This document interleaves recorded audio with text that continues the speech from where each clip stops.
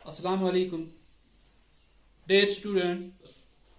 जैसा कि आप जानते हैं, पिछली वीडियो में हमने मॉडल्स के बारे में डिस्कस किया था और कुछ मॉडल्स के यूजेस मैंने आपको बताए भी थे और हमने डिस्कस किया था कि मॉडल्स कहां कहां पे इस्तेमाल आते हैं। जैसे हमने कैन के बारे में पढ़ा, मे के बारे में पढ़ा, माइट के बारे में पढ़ा, कुड के बारे में पढ़ा। तो ये चंद मॉडल्स थे जिनके बारे में हमने डिस्कस किया पिछली वीडियो में। तो आज बाकी के जो बचे हुए मॉडल्स हैं उनके बारे में मैं आपको समझाने की कोशिश करूंगा। तो चलिए हम स्टार्ट करते हैं।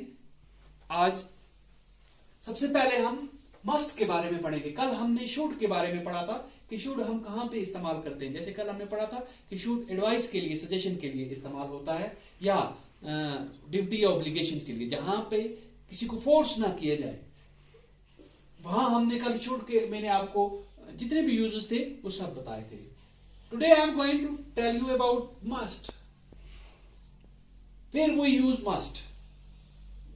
सबसे पहले हम मस्ट का इस्तेमाल करते हैं जहां हमें कंपल्जन हो, जहां हमें मजबूरी हो, स्ट्रॉन्ग ऑब्लिगेशंस के लिए, ड्यूटी के लिए, नेसेसिटी के लिए। जहां पे ऑब्लिगेशन के लिए हम शुड का इस्तेमाल भी करते हैं, ड्यूटी के लिए हम शुड का भी। बट जहां पे स्ट्रॉन्ग ऑब्लिगेशंस हो, जिसे हम रिफ्यूज ना कर सकते हो, जिसे हम मना ना कर सकते हो, नेसेसिटी जो चीज जरूरी हो, जिसे करने के बगैर हमें कोई चारा नहीं, वहां पे हम मस्ट का इस्तेमाल करते हैं, वहां पे शुड का इस्तेमाल नहीं करते। इसी तरह प्रोबेबिलिटी के लिए या डिटरमाइनेशन के लिए भी हम मस्ट का इस्तेमाल करते हैं। तो चलिए एग्जांपल्स की मदद से मैं आपको समझाना चाहूंगा, ये क्लियर करना चाहूंगा कि मस्ट कहां कहां पे इस्तेमाल होता है। सबसे पहले, you must come to school in uniform. आपको जरूर स्कूल में यूनिफॉर्म लगा के आनी है, उसके बगैर आप स्कूल में नहीं जा सकते।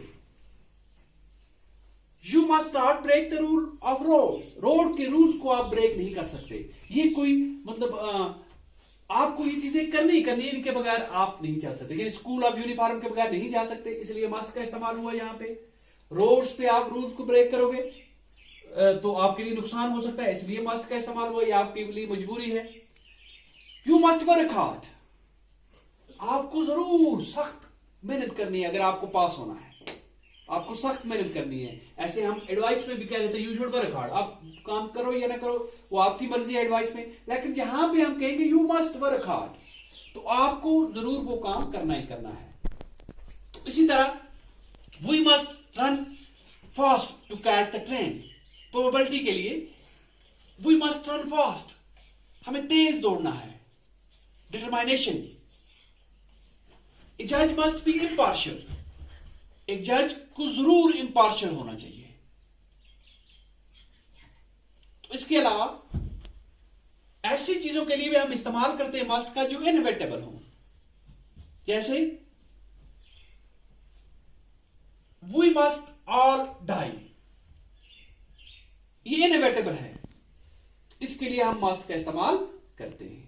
तो ये था मस्ट का इस्तेमाल, जो शुड के इस्तेमाल से थोड़ा डिफरेंट है। यानी शुड में जहां पे हम शुड इस्तेमाल करते हैं वहां पे आपको फोर्स नहीं किया जाता कि आप वो काम करो ही करो, लेकिन जहां पे मस्ट इस्तेमाल होता है वहां पे वो चीजें आपको करनी ही करनी होती हैं। तो चलिए आगे जी।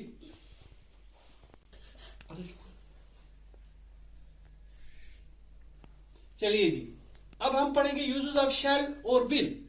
शैल और विल कहां पे इस्तेमाल होते हैं, पहले ये चीज याद रखने की है, शैल और विल को कहां कहां पे हम इस्तेमाल करते हैं। जनरल रूल है शैल और विल का। शैल फर्स्ट पर्सन के साथ इस्तेमाल होता है। फर्स्ट पर्सन किसे कहते हैं जी? फर्स्ट पर्सन, जैसे ये प्रोनाउन है आई और वी, इनके साथ हम शैल का इस्तेमाल करते हैं। फर्स्ट पर्सन के साथ हम किसका इस्तेमाल करते हैं जी? शैल का।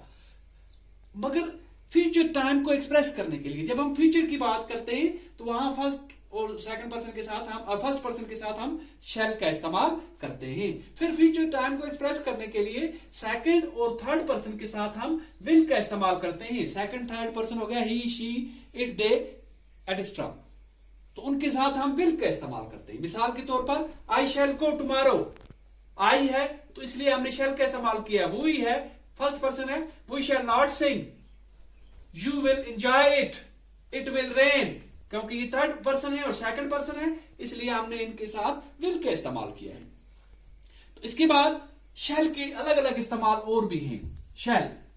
शेल हम कमांड के लिए भी इस्तेमाल करते हैं, शेल हम थ्रेट के लिए भी इस्तेमाल करते हैं, शेल हम प्रॉमिस के लिए भी इस्तेमाल करते हैं, शेल हम डिटरमाइनेशन के लिए भी इस्तेमाल करते हैं। लेकिन यहां पे ये मैं आपको एग्जांपल की मदद से बताना चाहूंगा, समझाना चाहूंगा। जैसे यू शैल डू इट, वहां पे हमने बताया कि शेल जो है ये फर्स्ट पर्सन के साथ लगता है। यहां पे हम यू के साथ शेल इस्तेमाल कर रहे हैं, ही के साथ शेल इस्तेमाल कर रहे हैं। यानी यहां पे हम जहां पे हमको कमांड, थ्रेट, प्रॉमिस, डिटरमाइनेशन दिखानी होगी, ऐसी चीजें दिखानी होगी, वहां पे ये शेल सेकंड और थर्ड पर्सन के साथ इस्तेमाल किया जाता है। जैसे यू शैल डू इट, यहां पे आपको कमांड है, the offender shall be handed over to the police. Shall यहां पे थ्रेट है, यानी ऑफेंडर्स को हैंड ओवर किया जाएगा।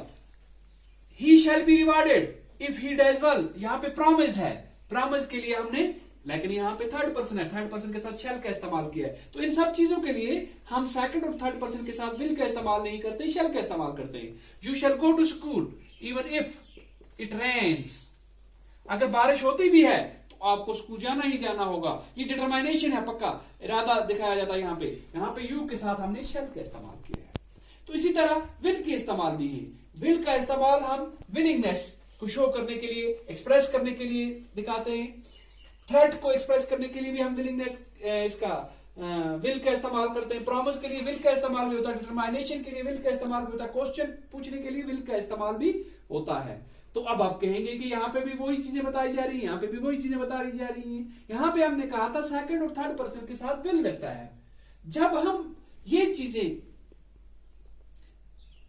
फर्स्ट पर्सन के साथ, फर्स्ट पर्सन के लिए ये चीजें इस्तेमाल करना चाहेंगे, ये करना चाहेंगे, तो वहां पे हम विल का इस्तेमाल करेंगे फर्स्ट पर्सन के साथ। जैसे विल का इस्तेमाल होगा विलिंगनेस दिखाने के लिए, यहां हमने सेकंड और थर्ड पर्सन के साथ शेल का इस्तेमाल किया। इसी तरह यहां पे अपोजिट विल का इस्तेमाल करना है इनके साथ।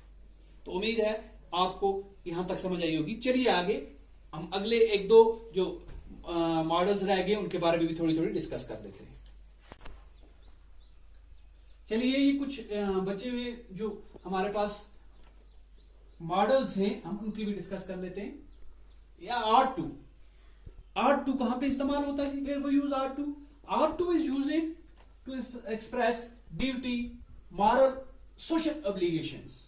मॉरल और सोशल ऑब्लिगेशंस को दिखाने के लिए हम R2 का इस्तेमाल करते हैं, या एडवाइस या डिजायर को शो करने के लिए हम R2 का इस्तेमाल करते हैं।